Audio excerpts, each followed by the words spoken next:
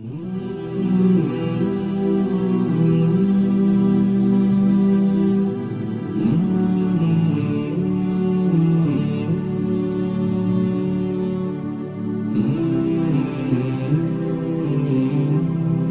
one of us commits a sin, and we all commit sins, we feel our hearts become hard.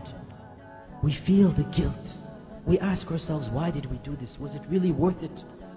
O mankind, what is there that has caused you to be deceived about your ever-generous Lord? The only way to attain tranquility is through the worship of Allah, is by turning to Allah, is by making Allah the ultimate goal and destination. We all know this.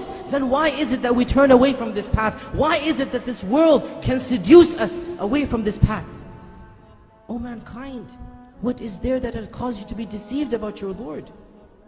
Has not the time come, my dear brothers and sisters, for our hearts to become soft at the remembrance of Allah and at the Qur'an and at hearing about Allah and His Messenger? Has the time not come that our hearts turn to Allah and that we become better Muslims? How many lectures must you be told? Don't you understand? Don't I understand? If I don't change now, if you don't change now, this is a plot from shaitan never to change. There is no tomorrow. Tomorrow never comes. Every day has another tomorrow. And the time will come when for you and me, there will be a day where there will be no tomorrow. If we keep on saying, tomorrow I'll start praying, tomorrow I'll be a better Muslim, this tomorrow will never arrive.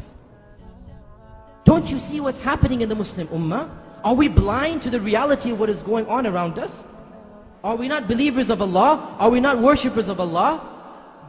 Or are we? Or are we really and truly believers and worshippers of Allah? Allah says in the Qur'an, honor and glory and power will always belong to Allah and to His Messenger and to the believers. Therefore, it is not possible that the real mu'minun will ever be humiliated. It is not possible, my dear brothers and sisters, that permanently the situation will always be in our disfavor. Therefore, there is something wrong. We are not doing our job. We are not reaching the level of iman that is required of us.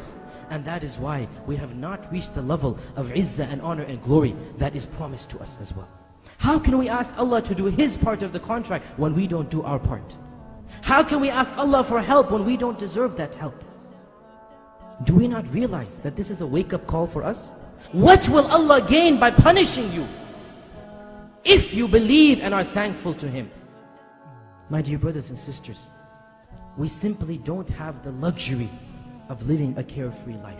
It is my duty and your duty to be better Muslims, and that is the best way to revive the izzah that this ummah needs.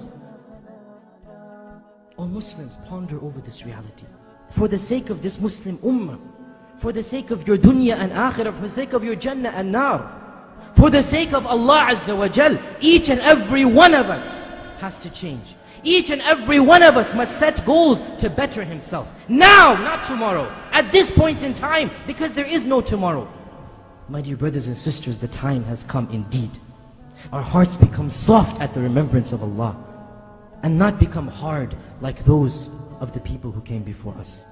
O Muslims, ponder over what I have told you and ponder over the situation of the Muslim Ummah and ponder over your own selves and think, what am I doing here? This tomorrow will never arrive.